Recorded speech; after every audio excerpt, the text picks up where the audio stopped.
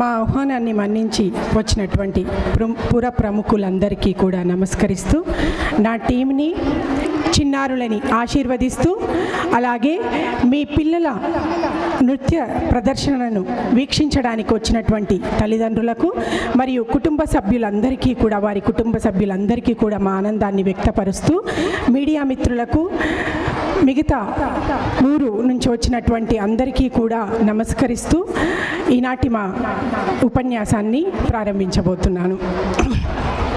Last annual day పంచేంద్రియాలు రాముడితో ముగిసింది. అదే రాముడు మళ్ళీ ఈనాటి యాన్యువల్ డేలో నేపాల్లో పుట్టిన సీతమ్మతో జోడీ కట్టి ఇందాక ఇక్కడికి వచ్చాడు. సో అలా నేపాల్ నుంచి అయోధ్యలో పుట్టిన రామయ్య శ్రీలంక వరకు తన ప్రయాణాన్ని చేసి అఖండ భూభాగాన్ని పూర్తిగా నడిచి 11,000 సంవత్సరాలు జనరంజకంగా పరిపాలన చేసి 11,000 సంవత్సరాలు జనరంజకంగా పరిపాలన చేసి తను ఒక జాతీయ నాయకుడిగా సశరీరంతో పుట్టిన దేవుడిగా మనందరితో పూజలు అందుకున్నాడు. సో ఈనాటి పిల్లలు 320 సంవత్సరముల బీసీ నుండి 21వ శతాబ్దం వరకు వాళ్ళు ప్రయాణం చేయబోతున్నారు. మరి బ్రతకాలంటే వర్తమానం భవిష్యత్ కాలాలే ముఖ్యం కదా. ఎందుకు గతంలోకి తొంగి చూడాలి అని అంటే, వర్తమానంలో వచ్చినటువంటి సమస్యలకు మన మనసు నిస్తేజమై చతికిలబడుతుంది. అది చతికిలబడినప్పుడు తిరిగి ఉత్తేజపూరితంగా మారడానికి గత చరిత్రల వీరుల వీరత్వం, ధీరుల ధీరత్వం, వీటన్నిటినీ కూడా స్మరించుకుంటే తిరిగి ఉత్తేజపూరితమైనటువంటి మనసుతో మన జీవనం ముందుకు సాగుతుంది.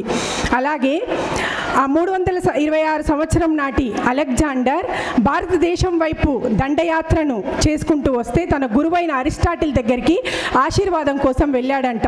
ఇప్పటి వరకు నువ్వు సాధించినటువంటి విజయాలు ఒకెత్తు అయితే, భారతదేశం వైపు నువ్వు వెళ్తున్నావు కదా, అక్కడ చాలా కష్టతరంగా ఉంటుంది. వీలైతే అక్కడి నుంచి ఒక ఋషిపుంగవుణ్ణి అలాగే కాసింత మట్టిని నా కోసం తీసుకొని రమ్మన్నాడు. అంటే మన భారతదేశం యొక్క గొప్పతనం ఎలాంటిది అన్నది ఇక్కడ రుజువు చేస్తుంది.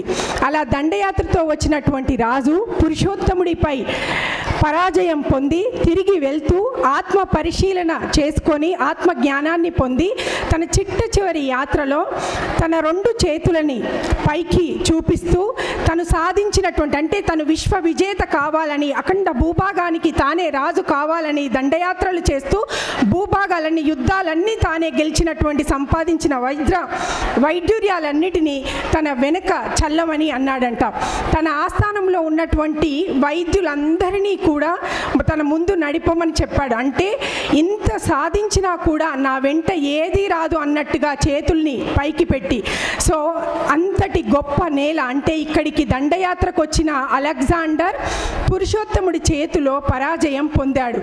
అయితే ఆ పురుషోత్తముడి చేతిలో పరాజయం చెందినటువంటి అలెగ్జాండర్ పురుషోత్తముడిని అడిగాడంట, ఇన్ని విజయాలు సాధించిన నన్ను నువ్వు ఓడించావు, నా పరిచారకులందరూ కూడా నా విజయాల పరంపరను లిఖిస్తున్నారు, మరి నీ విజయాల పరంపరను లిఖించడం లేదు అని అంటే పురుషోత్తముడు సమాధానం చెప్పాడంట, చరిత్రలో కాదు నిలిచిపోవడం, ప్రజల గుండెల్లో నిలిచిపోవాలి అని నిరాడంబరమైనటువంటి రారాజు పురుషోత్తముడు. ఇలాంటి కథలు చెప్తే మనం పిల్లల్ని పెంచితే ఎదిగే కొద్దీ ఒదిగుండాలని ఆ పిల్లలకు అర్థమవుతుంది. అపర మేధావి చాణక్యుడు ఆయన వ్యూహరచన చేశాడు అనంటే గెలుపు తప్ప ఓటమి లేనే లేదు. అలా చంద్రగుప్త మౌర్య సామ్రాజ్యాన్ని విస్తరింపచేశాడు. తను రాసిన అర్థశాస్త్రం ప్రపంచ దేశాలలో అనువదించబడి ఇప్పటికీ ప్రపంచం చేత అధ్యయనం చేయించబడుతుంది. అంతటి మేధా సంపత్తి కలిగినటువంటి నా పూర్వీకులకు మేము కదా వారసులం అని ఈ చిన్నారులకి తెలియాలి. అందుకే ఈ కథలు చెప్తూ వారిని మనం పెంచాలి. ఇక అశోకుడు విజయ పరంపర కానీ తన వీర పరాక్రములతో కూడిన రారాజు. అలాంటి రారాజు కళింగ యుద్ధంలో రక్తపాతాన్ని చూసి చలించిన మనసుతో, అరే ఇదా నా సామ్రాజ్యం అంటే, ఇలాగా నేను ప్రజలను చూడాలనుకుంది, ఈ రకంగానా నా సైనికులని చూడాలనుకుంది అని మనసు కలత చెందిన మనసు సత్యాన్వేషణ చేసి సత్యం, ధర్మం, అహింసలను ప్రచారకర్తగా ప్రవక్తగా ఉండి బుద్ధం శరణం గచ్చామి అని అంటూ బుద్ధుని బోధనలకు ధర్మ ప్రవచనాలకు కర్తగా ఉండి సామ్రాజ్యం మొత్తం ప్రజలను శాంతిపరంగా నడిపించడానికి ఆయన పూనుకున్నాడు. ఆఫ్టర్ ఇండిపెండెన్సీ తర్వాత మన జాతీయ పతాకంలో అశోక ధర్మ చక్రం ఉంది అని అంటే ఆయన ఎంతటి ధర్మాత్ముడు అన్నది మనం అలాగే మిలిటరీ వీరులు వారికి అశోక పరమచక్ర బిరుదునిచ్చి సత్కరించడం జరుగుతుంది. ఇలా ధర్మాత్ముడైన రాజుల కథల గురించి వీళ్లకు చెప్తే ధర్మో రక్షితి రక్షితః అన్న పదానికి అర్థం తెలిసి ధర్మం వైపు ఉంటే ధర్మమే మమ్మల్ని నిలబెడుతుంది, ధర్మమే మమ్మల్ని నడిపిస్తుంది అని చెప్పి ఈ చిన్నారులకి అర్థమవుతుంది అని చెప్పి ఇలాంటి కథల్ని ఎంచుకొని కార్యక్రమాన్ని చేస్తున్నాం. చరిత్రలో సువర్ణాక్షరాలతో లిఖించబడాల్సినటువంటి పేరు శ్రీమంత్ ఛత్రపతి శివాజీ. మొఘలాయి సామ్రాజ్యాన్ని అంతమొందించి మరాఠా సామ్రాజ్యాన్ని విస్తరించి రారాజుగా నిలిచాడు. ఆ తెగింపుకు మేం కదా వారసులం అని ఈ చిన్నారులకు తెలియాలి. ఇలాంటి కథలు చెప్తూ పిల్లల్ని పెంచాలి. ఇక వీలా చెప్పుకుంటూ పోతే ఇందాక వచ్చిన బింబిసార, నంద, శాతవాహన, గౌతమిపుత్ర, శాతకర్ణి ఈరోజు సమయమే సరిపోదు. ఇక ఇంతమంది అమ్మలు ఉన్నారు ఇక్కడ. వీర నారీమణుల గురించి చెప్తే నేను రుద్రుణ్ణి కాదు రుద్రమును అంటూ శ్రీ రాజ్యాన్ని పరిపాలించడమా అని పలుచన చేసిన పరాయి రాజుల గుండెల్లో నిద్రపోయింది రుద్రమాదేవి. కాకతీయ సామ్రాజ్య సంస్థాపకురాలు ఆమె. సాంకేతిక పరిజ్ఞానం లేని ఆనాడే ఇది ఎత్తైన నేల అని గమనించి నీటి సరఫరా ఎక్కడి నుండి ఉండదు ఇక్కడ అని గమనించి ఎత్తు పల్లాలని చూసి వర్షపు నీటిని ఒడిసి పట్టి చెరువుల్ని తవ్వించింది ఆవిడ. ఇప్పటికీ లక్నవరం, రామప్ప చెరువులు వేల ఎకరాలకు సాగునీటిని అందిస్తున్నాయి. 13వ శతాబ్దం ఎక్కడ, 21వ శతాబ్దం ఎక్కడ? 21వ శతాబ్దంలోని ప్రభుత్వాలు కూడా చెరువుల పూడికతీతకి కాకతీయ మిషన్ అని పేరు పెట్టాయి అని అంటే అలాంటి శక్తికి యుక్తికి వారసులమని ఈ పిల్లలకి తెలియాలి.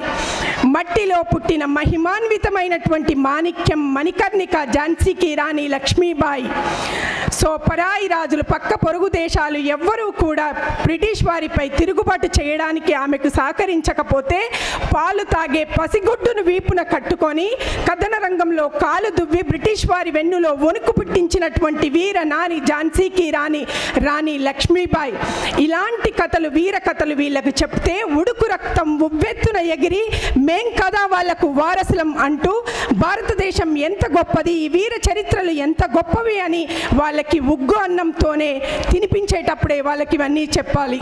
మన్యం వీరులైనటువంటి అల్లూరి సీతారామరాజు వీరత్వం, కొమరం భీం ధీరత్వం, భగత్ సింగ్ ప్రాణత్యాగం, సుభాష్ చంద్రబోస్ యుద్ధ రీతి, గాంధీ అహింస, వీటన్నింటినీ చెప్తూ నీ దేశం మన దేశం ఎంత గొప్పదో వాళ్ళకి చెప్పగలగాలి.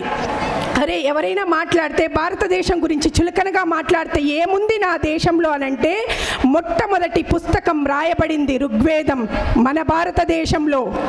మొట్టమొదటి ప్రపంచ ప్రఖ్యాత విశ్వవిద్యాలయం తక్షశిల, నలంద విశ్వవిద్యాలయాలు ప్రపంచంలో ఎక్కడా కూడా విశ్వవిద్యాలయం లేని నాడే భారతావనిలో విశ్వవిద్యాలయం పుట్టింది. ప్రపంచం నలుమూలల నుంచి మేధావులు అక్కడ చదవడానికి ఉవ్విళ్ళూరే వాళ్ళు.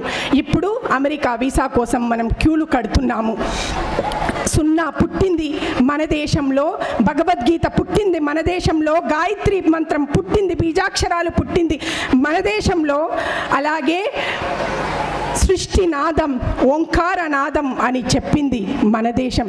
ఇంత గొప్ప మన దేశం ఇప్పుడు అమెరికా వీసాల కోసం మనం పాకులాడుతున్నామంటే 6 నెలలు అక్కడికి పోయి వచ్చిన తర్వాత ఇండియా వేస్ట్ అమెరికా బెస్ట్ అని వాళ్ళు అంటున్నారంటే తప్పు వాళ్ళదా మనదా? మన దేశ చరిత్రను, మన దేశ గొప్పతనాన్ని చెప్పకుండా పెంచుతున్నామా అన్నది మనందరం ఆలోచించాల్సిన విషయం.